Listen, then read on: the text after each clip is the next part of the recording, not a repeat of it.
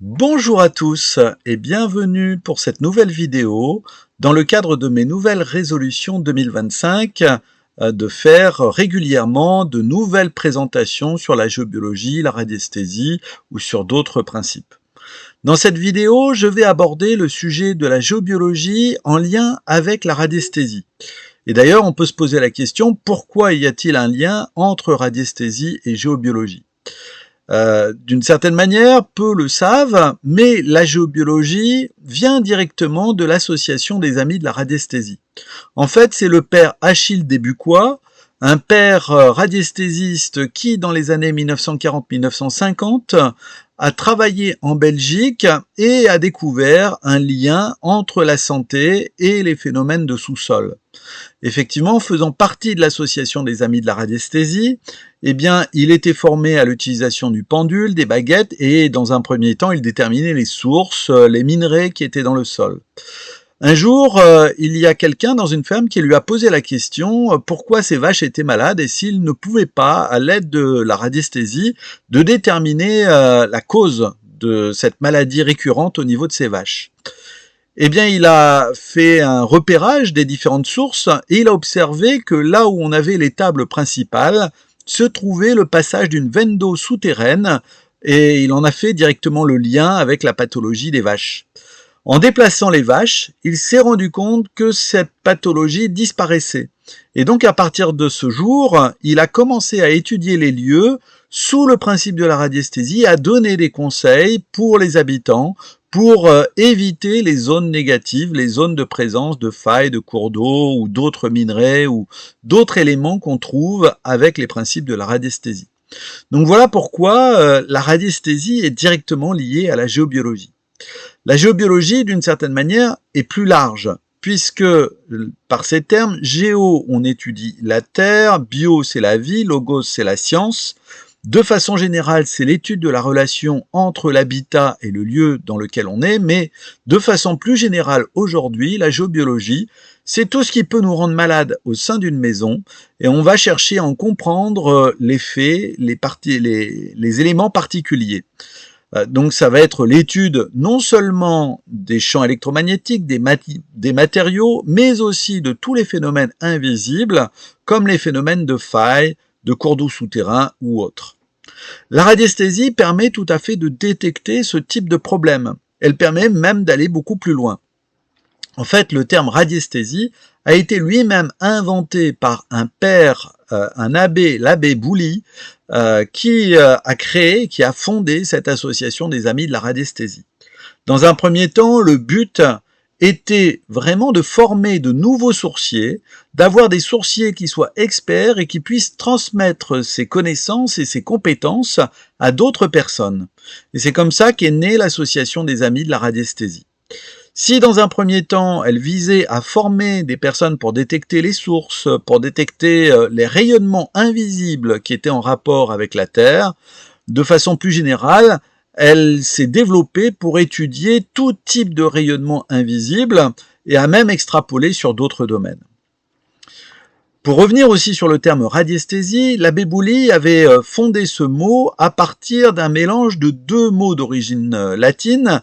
Radies, c'est le rayonnement, les vibrations, tout ce qui est émanation invisible en fait qui vient de l'environnement. Et aesthésis, c'est la sensation, la perception. Donc la radiesthésie, c'est le fait de percevoir des rayonnements invisibles. Il faut savoir qu'au départ, la radiesthésie ne s'est pas focalisée uniquement sur l'utilisation du pendule, sur l'utilisation des baguettes de sourcier. Elle pouvait aussi se focaliser sur une sensation directe, par exemple la perception à la main, ou ça pouvait être un ressenti dans le corps, ou même pour certaines personnes, la vision de certains phénomènes. L'utilisation des pendules, des instruments, baguettes et autres permet ce qu'on pourrait appeler une sensation indirecte. Et c'est vrai qu'il y a tout un développement pour percevoir au travers d'une baguette ou d'un autre instrument les perceptions invisibles qui viennent de l'environnement. À partir du moment où on a commencé à détecter ces rayonnements invisibles, eh bien on va pouvoir focaliser et donner, on va dire, certaines qualités par rapport à un terrain, par rapport à un environnement. Il faut savoir que par rapport à l'association des amis de la radiesthésie, il y avait de nombreux exercices qui étaient proposés, et je vous conseille par exemple de regarder dans les vieux ouvrages liés à l'association des amis de la radiesthésie. Vous avez un bulletin par exemple, dans lequel il y a des exercices proposés, où on va par exemple cacher des choses et les enterrer, les mettre sous la terre, et les bons radiesthésistes avec leurs baguettes n'ont pour un terrain qui fait 100 mètres carrés, besoin que d'une seule expérience pour trouver par exemple une clé. Donc on voit en fait que la radiesthésie peut amener à des perceptions qui sont relativement fiables à partir du moment où on est suffisamment développé, où on a développé ses capacités, ce qu'on pourrait appeler les capacités radiesthésiques. C'est vrai que certaines personnes mettent en doute la validité scientifique de la géobiologie, puisqu'elle vient en grande partie des sourciers et des radiesthésistes. On se dit en fait que quelque part c'est une fumisterie, puisqu'on utilise des instruments qui ne sont pas des instruments scientifiques. Cela n'empêche pas que de nombreux sourciers ont essayé de valider scientifiquement leurs recherches. On a des sourciers par exemple qui sont extrêmement expérimentés et qui ont très peu de pourcentage d'erreurs, et à partir de là, à partir du moment où on a une récurrence au-delà de 95% de résultats, eh bien on peut se dire que la sorcellerie, la radiesthésie a véritablement des effets. D'autre part, il y a aussi des scientifiques qui ont essayé de mettre en évidence que tous ces phénomènes qu'on perçoit par le phénomène de la radiesthésie, par les baguettes de sourciers ou autres, eh bien ce sont aussi des phénomènes scientifiques. Vous avez par exemple le professeur Yves Rocard qui avait mis en évidence que l'homme peut être extrêmement sensible à des variations infimes du champ magnétique terrestre. Et quand on a, par exemple, une veine d'eau qui passe sous une maison, eh bien, on a une zone où ce champ magnétique varie, d'où l'explication de la baguette de sourcier ou du pendule qui se met à tourner. Donc, on voit bien, en fait, qu'il y a un certain nombre d'explications scientifiques qui peuvent permettre de comprendre le phénomène de la radiesthésie. On a même certains géobiologues qui visent à évacuer l'utilisation des instruments radiesthésiques, baguettes et autres types de pendules et tout type d'instruments qu'on peut avoir, pour utiliser à la place des appareils scientifiques, par exemple le géomagnétomètre, qui va permettre de détecter les variations du champ magnétique terrestre. C'est vrai que un très bon sourcier, en fait, a souvent des résultats qui sont parfois même meilleurs qu'avec des appareils techniques ou scientifiques. Cela n'empêche pas qu'on peut combiner les deux et montrer que les zones, en fait, où vous percevez des variations de ce champ magnétique, ce sont aussi des zones où vous allez avoir les baguettes qui se mettent à tourner. Vous avez même certains géobiologues qui n'ont une approche que scientifique ou technique avec des appareils de mesure qui essayent de valider les éléments des rayonnements, et aujourd'hui on a beaucoup de recherches qui permettent de mettre en corrélation des phénomènes physiques à des phénomènes de sensations géobiologiques. Cela dit, la géobiologie reste malgré tout plus un art qu'une science, ou c'est peut-être quelque chose qui est un peu entre les deux, entre l'art et la science. Ça veut dire qu'un bon radiesthésiste, il y a des moments où il peut être lui-même fatigué, où il peut être perturbé, et il ne donnera pas des résultats adéquats. De la même manière, quand vous avez un appareil scientifique qui peut être décalé, il ne va pas vous donner les bons résultats. Sauf que pour l'être humain, eh bien, il y a de nombreux facteurs qui peuvent rentrer en ligne de compte. Par exemple, il y a des expériences qui avaient été faites par l'école de sourcier américaine et qui ont démontré qu'un sourcier qui était déshydraté avait de moins bons résultats qu'un sourcier qui était correctement hydraté. Donc boire un verre d'eau par exemple avant d'utiliser des baguettes de sourcier, eh bien ça peut toujours rapporter un petit plus. On voit en fait que la géobiologie c'est aussi un entraînement. C'est un peu comme un sportif de haut niveau qui est au summum de ses capacités ne va pas toujours gagner un match. Il y a d'autres facteurs qui peuvent rentrer en ligne de compte, et c'est vrai que parfois il gagne, parfois il perd, mais bon, le meilleur mondial, en fait, s'il est correctement entraîné, eh bien il a plus de pourcentage de chances de gagner que de perdre. Donc ça met aussi en jeu le fait d'avoir un certain entraînement, une certaine qualité pour être plus proche du meilleur résultat possible. Et c'est vrai que les bons sourciers, les bons radiesthésistes s'entraînent régulièrement, vont faire des exercices ou pratiquent sur le terrain, ce qui leur permet de s'améliorer. On peut se poser la question s'il n'y a pas des approches de radiesthésie qui sont plus performantes que d'autres. Parce que c'est vrai que de but en blanc, on utilise des baguettes, mais on ne sait pas exactement la validité au niveau de ces baguettes. Est-ce qu'il n'y a pas moyen d'accorder certaines baguettes de sourcier de façon spécifique pour avoir de meilleurs résultats? Et ça, cette question, elle ressort aussi des études dans l'Association des Amis de la Radiesthésie et de nombreuses recherches. En fait, il faut savoir qu'il y a deux principales écoles dans le cadre de la radiesthésie. La radiesthésie scientifique d'un côté et la radiesthésie mentale de l'autre. Dans le cadre de la radiesthésie scientifique, un bon appareil qui est bien calibré par rapport à un problème permet de mieux capter les ondes, les rayonnements, les vibrations qui sont en rapport avec ce problème.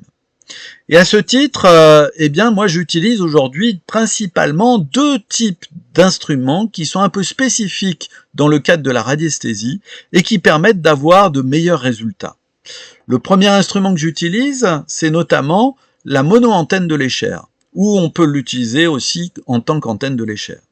Comment ça marche en fait? Eh bien cette antenne de l'Escher, vous avez une longueur d'onde avec une fréquence.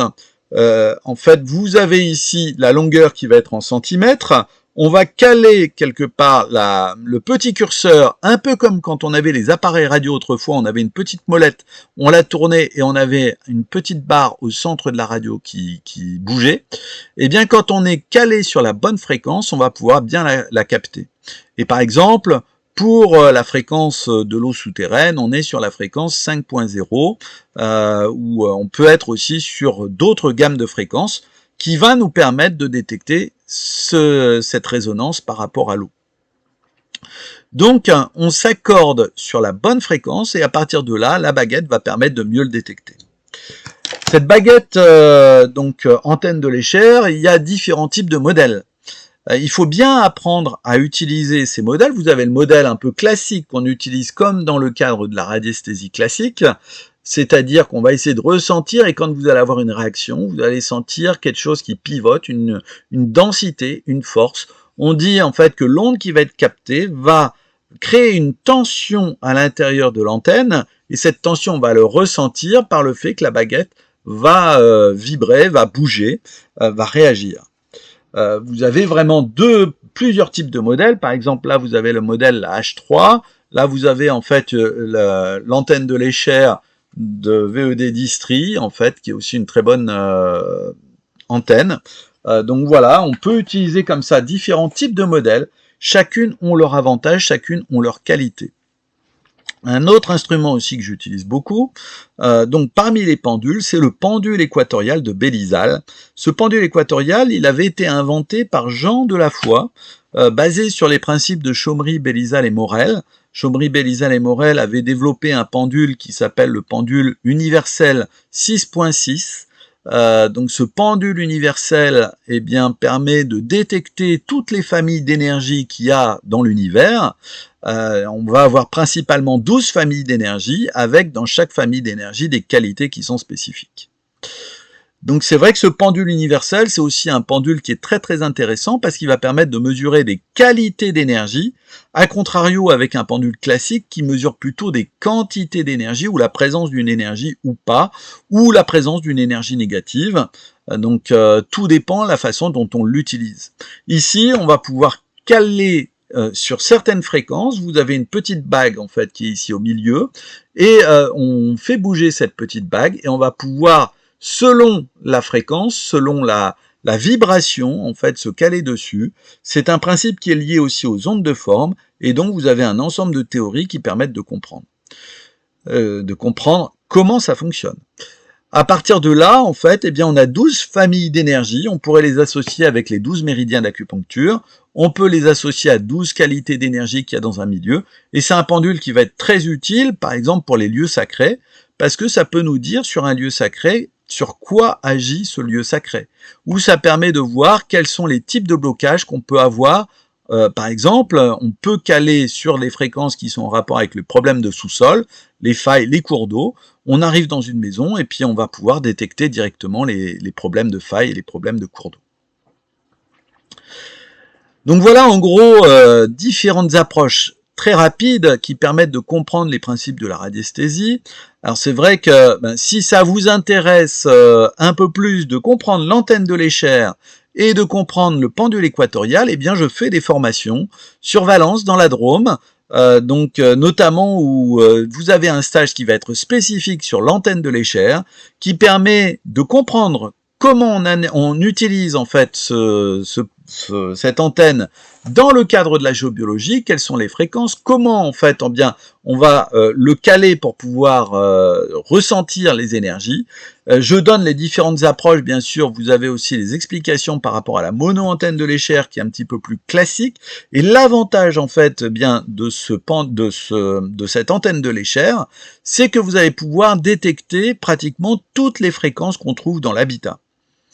Donc c'est vrai qu'au cours de cette formation, eh bien vous avez un premier jour où on étudie plutôt le fonctionnement de l'appareil, la prise en main, les différentes théories en fait qui sont aussi en lien avec les énergies de l'homme, les énergies des lieux, et donc on aborde les différentes fréquences de détection.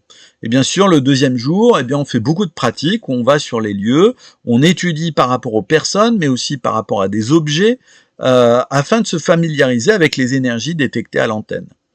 On aborde bien sûr au cours de ces 2 jours tout ce qui va être l'histoire de l'antenne de l'Escher, sa prise en main, son ressenti énergétique, la détection des ondes par l'antenne, les différentes fréquences qu'on va avoir, les théories du fonctionnement biovibratoire de l'homme selon l'antenne.